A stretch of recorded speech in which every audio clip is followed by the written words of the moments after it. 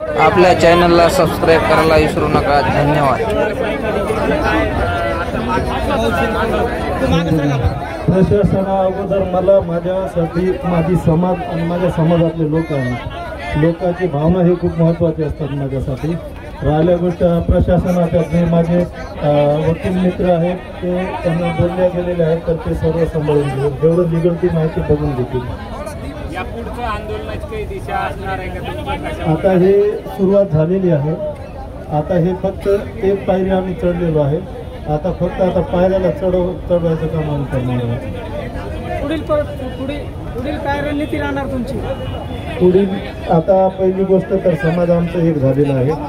सर्व आमचे नेते मंडळी समाजाचे जे संघटक अधिकारी आहेत त्यांच्याशी आम्ही भेट घेणार आहोत आणि कशा प्रकारे आमच्या समाजाला न्याय भेटेल याची आम्ही तयारी करणार आहोत। हा लढा तुमचा राज्यभर चालू राहणार आहे का? राज्यभर काय आवाहन करणार? राज्यभर नाही, हे भारतभर चालणार आहे।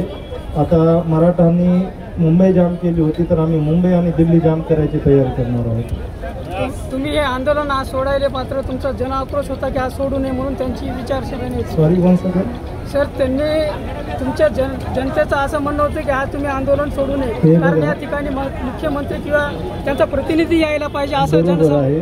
ऐकून घ्या, सर्वात पहिले एक समाजसेवकाला समाज महत्त्वाचा असतो। पहिले मी माझ्या सर्व समाजांना विचारलं, त्याच्यानंतरच हा उपोषण सोडला आहे। जर समाज म्हणलं असतं की सोडायचं नाही तर सोडलो नसतं। आणि काही लोकांना वाटते की मी स्वतःसाठी करतोय, सरकार वगैरेकडे पण अशी टिप्पणी चालू आहे। मी सरकारांना एक विनंती करतो, मुख्यमंत्री साहेब आणि प्रधानमंत्री साहेब, आपणास एक विनंती आहे, जर तुम्हाला वाटत असेल मी स्वतःसाठी करत आहे तर तुम्ही फक्त ST प्रवर्गात आमच्या समाजाला जागा द्या। मी सर्वांसमोर लाईव्ह जर सुसाईड नाही केलं तर माझं नाव बदलून टाका। थँक्यू।